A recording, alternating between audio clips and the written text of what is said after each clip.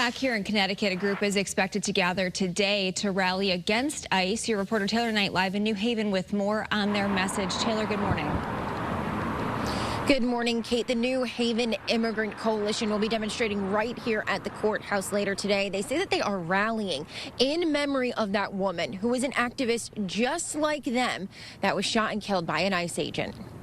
The New Haven Immigrants Coalition will be rallying this afternoon to, quote, stop ICE terror. They say they want to hold ICE accountable for their actions and say, quote, we will mourn those kidnapped and trafficked by ICE, those whose lives have been violently cut short by ICE agents, and those suffering in detention camps nationwide. The same group has protested against Velo and the company's deportation flights out of Tweed. Those flights have now stopped.